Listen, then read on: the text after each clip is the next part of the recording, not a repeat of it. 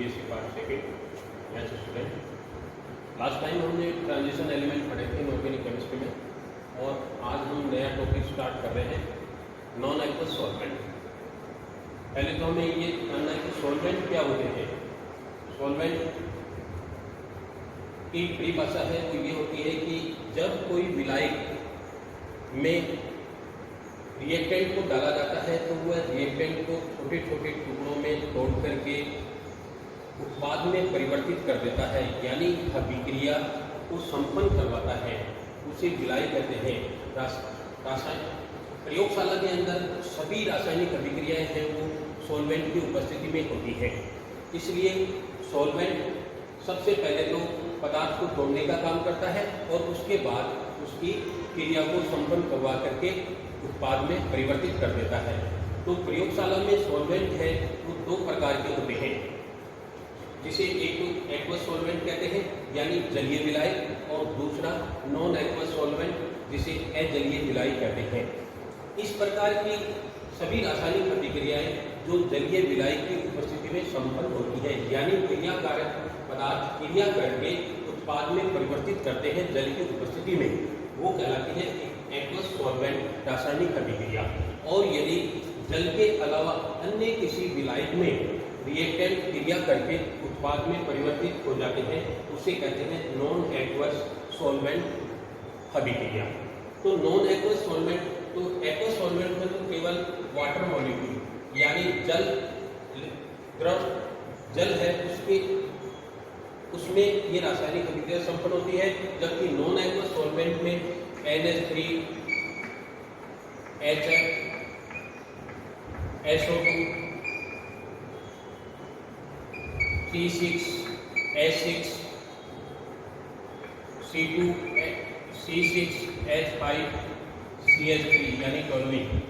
तो इस प्रकार से ये नॉन एक्वस सॉल्वेंट अभिक्रियाएं होती है। जैसे एक अपने एग्जाम्पल लेते हैं, बेरियम क्लोराइड का जलीय विलयन और सिल्वर नाइट्रेट का जलीय विलयन को आपस में मिलाते हैं तो हमें ये दोनों क्रियाकारक क्रिया करके AgCl का ऑक्साइड बनाते हैं और साथ में बेरियम नाइट्रेट का विलयन प्राप्त होता है। लेकिन ये पूर्ण अभिक्रिया है वो जल में संपन्न होती है, तो इसलिए इसे नॉन एक्वस सॉल्वेंट अभिक्रिया कहते हैं। परंतु जल के अलावा किसी अन्य विलायक में यदि अभिक्रिया संपन्न होती है तो वो नॉन एक्वस सॉल्वेंट अभिक्रिया कहलाती है।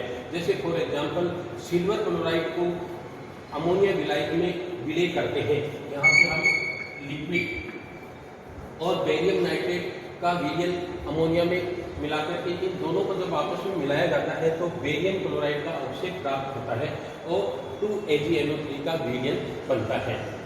दूसरी रिएक्शन है अमोनियम क्लोराइड। अमोनियम क्लोराइड को अमोनिया विलायक में डिसॉल्व करते हैं। दूसरा विलयन हम लिथियम नाइट्रेट का अमोनिया में विलयन बनाते हैं। जब दोनों को विलयनों को मिलाया जाता है तो लिथियम क्लोराइड का ऑक्साइड प्राप्त होता है और अमोनियम नाइट्रेट का विलयन बनता है। इस प्रकार ये जो अभिक्रिया है वो लिक्विड अमोनिया में संपन्न होती है, दोनों ही अभिक्रियाएं, इसलिए इसे नॉन एक्वस सॉल्वेंट अभिक्रिया कहते हैं। आयोनाइजेशन के हिसाब से ये तो था विलायक की उपस्थिति में दो प्रकार के विलायक, लेकिन आयोनाइजेशन के हिसाब से विलायक है वो दो प्रकार के होते हैं, नॉन आयोनाइजिंग सॉल्वेंट और दूसरा आयोनाइजिंग सॉल्वेंट।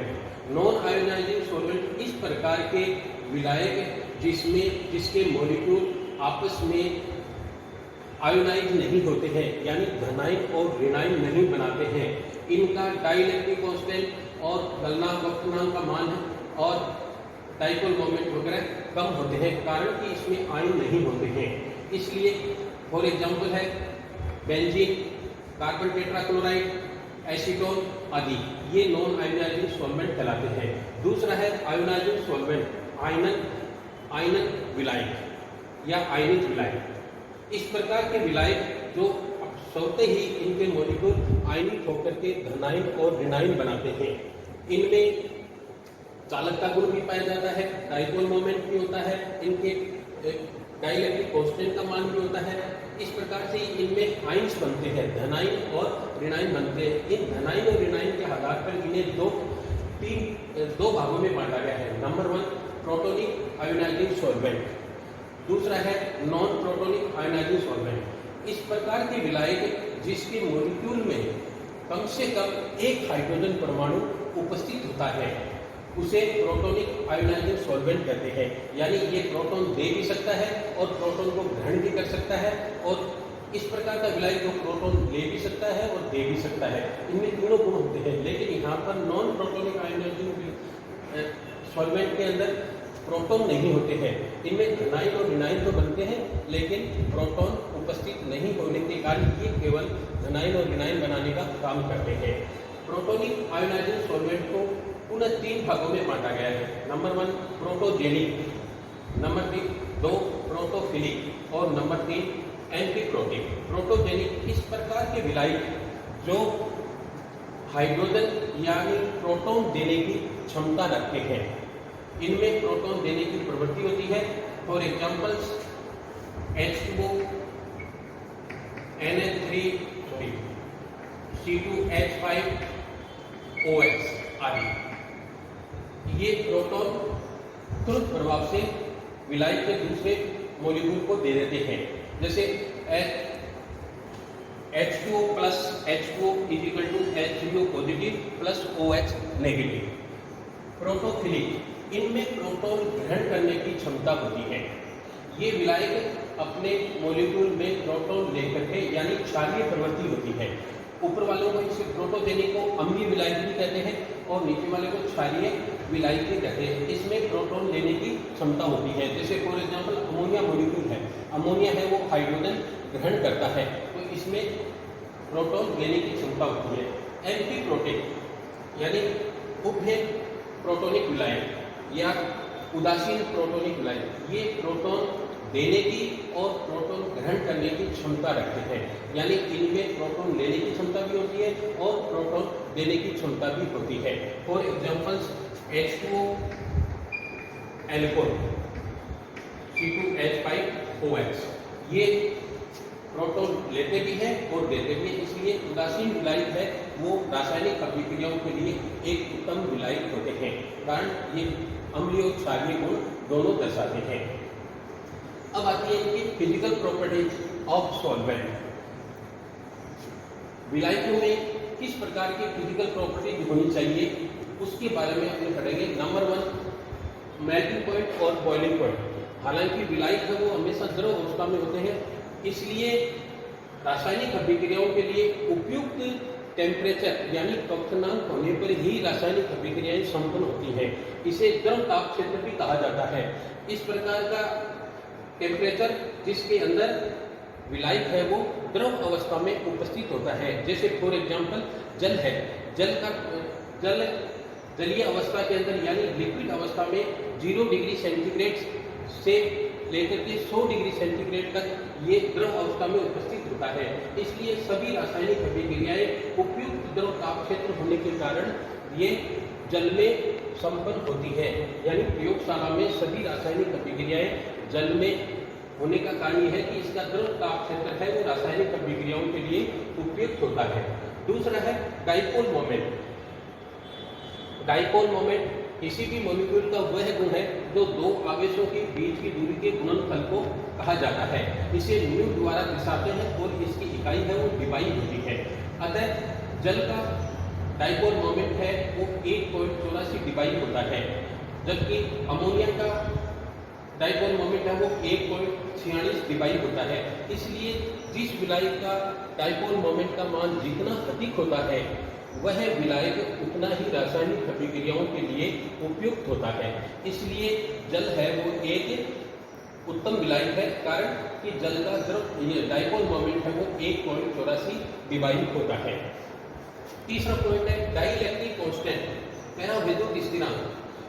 किसी भी आवेश के बीच की दूरी के मध्य लगने वाला जो बल है वो क्या कहलाता है? डाइलेक्ट्रिक कांस्टेंट कहलाता है।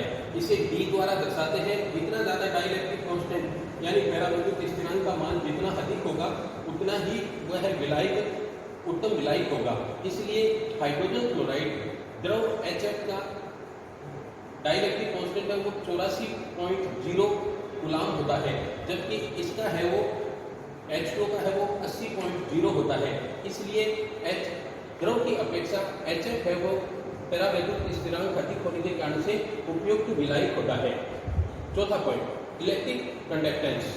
सभी विलायक हैं वो अपने पढ़ा है कि आयोनाइजिंग सॉल्वेंट इनमें आयनन बनाने की क्षमता होती है, इसलिए आपस में प्रत्येक मॉलिक्यूल विलायक में स्वतः आयनित होकर के धनायन और ऋणायन का निर्माण करते हैं। जैसे फॉर एग्जांपल H2O दूसरे H2O मॉलिक्यूल के साथ में क्रिया करके यानी स्वतः आयनित होकर के हाइड्रोजन आयन देता है और साथ में हाइड्रोक्सिल आयन बनाता है। ठीक उसी प्रकार अमोनिया भी अपने दूसरे मॉलिक्यूल अमोनिया मॉलिक्यूल के साथ में स्वतः क्रिया करके अमोनियम आयन और एमाइड आयन बनाता है। इसी प्रकार से HF है वो HF दूसरे HF मॉलिक्यूल के साथ में H2 है पॉजिटिव आयन और F नेगेटिव आयन। इसी प्रकार से SO2 plus SO2 equal to SO plus 2 plus SO3 minus 2 यानी थायोनिक आयन और सल्फाइड आयन बनाता है। जब सल्फर डाइऑक्साइड के मॉलिक्यूल भी आपस में स्वतः आयनित होकर के ये क्रिया क्या कहलाती है? इलेक्ट्रिक कंडक्टेंस कहलाती है। जिसका इलेक्ट्रिक कंडक्टेंस का मान जितना अधिक होगा वो रासायनिक पदार्थ है वो या क्रियाकारी पदार्थ क्रिया करके अधिकतम रासायनिक अभिक्रिया को दर्शाते हैं। विस्कोसिटी यानी इस प्रकार के विलायक कुछ विलायक गाढ़े होते हैं तो कुछ पतले होते हैं। जो विलायक जितने ज़्यादा पतले होंगे उसमें उतनी ही उसकी विस्कोसिटी का मान क्या होगा? कम होगा और वो विलायक उपयुक्त विलायक होंगे। इसलिए H2O की जो विस्कोसिटी का मान है 1.0 पॉइंट होता है, जबकि अमोनिया विलायक की विस्कोसिटी का मान 2.6 पॉइंट होता है। इसलिए जल है वो पतला होने के कारण से इसमें सभी रासायनिक अभिक्रियाएं हैं वो शीघ्रता से संपन्न होती है और उत्पाद में परिवर्तित कर देते हैं। प्रोटॉन एफिनिटी, प्रोटॉन बंधुता। इस प्रकार के विलायक जो क्रियाकारी पदार्थ के प्रोटॉन को ग्रहण करके ऊर्जा मुक्त करते हैं तो उस विलायक की प्रोटॉन एफिनिटी कहते हैं। H2O में भी प्रोटॉन एफिनिटी का गुण होता है, लेकिन अमोनिया विलायक की अपेक्षा इसमें कम होता है। विलायक में अमोनिया मॉलिक्यूल की जो है वो प्रोटॉन एफिनिटी का मान 765 किलो जूल प्रति मोल होता है, इसलिए इसमें प्रोटॉन ग्रहण करने की क्षमता अधिक होती है। यही कारण है कि एसिटामाइड है वो जल के अंदर तो क्षारीय प्रवृत्ति दर्शाता है, लेकिन अमोनिया विलायक में ये है अम्लीय प्रवृत्ति दर्शाता है। इसका कारण क्या है कि अमोनिया विलायक के मॉलिक्यूल की प्रोटॉन एफिनिटी का मान अधिक होता है और प्रोटॉन एफिनिटी का मान अधिक होने के कारण से वो एसिटामाइड से प्रोटॉन ग्रहण कर लेता है। इसलिए एसिटामाइड है वो जल में तो अम्लीय प्रवृत्ति है, क्षारीय प्रवृत्ति है, लेकिन अमोनिया विलायक में ये अम्लीय प्रवृत्ति दर्शाता है।